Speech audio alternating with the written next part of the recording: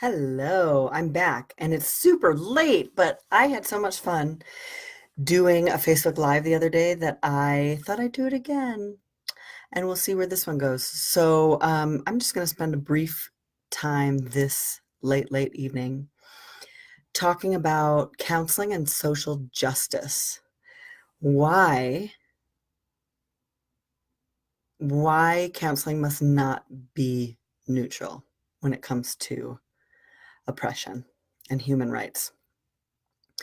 So, there is kind of this idea, not even kind of, there's definitely this idea in psychology and psychological professions in general, therapy, etc., that as a therapist, you have to be neutral in order to be a good counselor or in order to be professional. Um, and the truth of that is that that comes from a really white, cis, male dominated culture. It comes from, which is where, psychology comes from, obviously.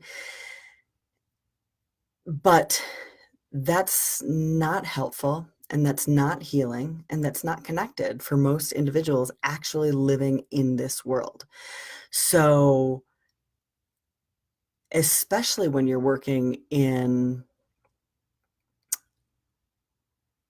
underserved populations of any kind, which really, if you're in the US and you're not white, cis, and male, you are underserved in some way. Your identity is oppressed in some way.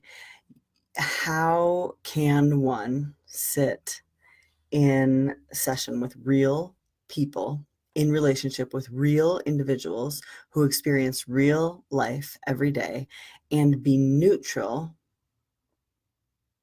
when it comes to oppression and human rights?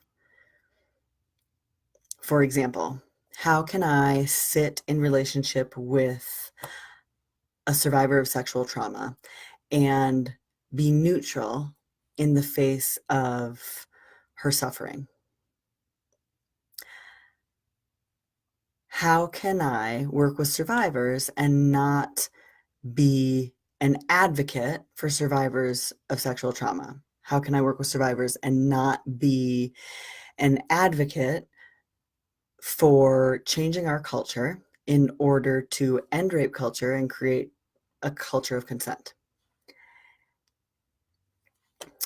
One step further, how can I sit in relationship with another human being who is not white? And obviously, you see, I have white privilege in the US. How can I sit with a client who is not white, listen to the stressors, listen to the times this person of color was passed over for promotions, or listen to the times when they had to conform to white professionalism, white corporatism, and be neutral? It's not a neutral issue. It's fundamentally the job of a counselor to empower and celebrate and encourage the autonomy of our clients and the mental health of our clients, the healing of our clients. If we aren't, as counselors, looking at the places where we're complicit in oppressive cultures, we're perpetuating the culture of denying somebody human rights. Does that make sense? We're perpetuating the culture that is perpetuating the suffering of the client. So when I say that counseling is social justice, counseling is a social justice action, counseling is activism, my to you is, how could counseling not be, if that's your belief, because I realize this is a very Rika specific belief. I know a lot of other therapists also feel the same way, but I'm sure not all of them do for sure. So, how can you practice as a therapist, as a counselor, without also being an activist for human rights? Because essentially, as a counselor, that is what we're doing. We are in action daily, hourly, with each new person that comes into the room for that person's liberation.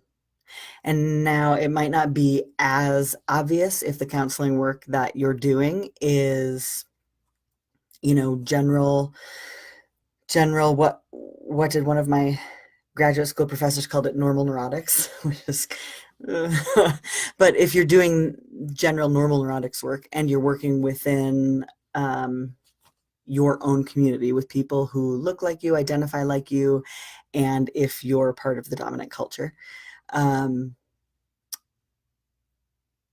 it might not be as obvious that what you're doing is social justice action, but when you're working for somebody else's liberation, that's exactly what you're doing. And hi, Laura. And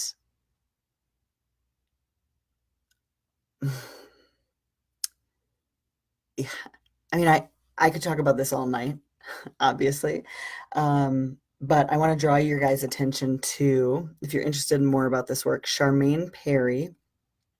She's in New Jersey, and she has written, actually back in 2017, wrote for the American Counseling Association on this exact topic. Why why counseling is social justice and why it's important not to be neutral, because neutrality,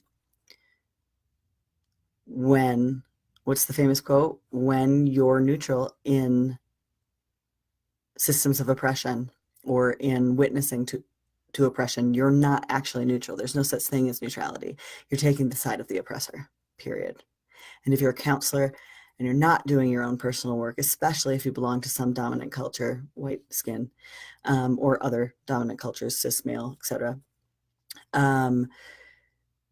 you are perpetuating the structures that do damage to our clients, are the reason that our clients are coming in to see us. So, counseling as social justice. I'm going to post a link to, you can't see this, I'm going to post a link to Charmaine Perry's article. It's wonderful. If you're interested in the subject, please do read it.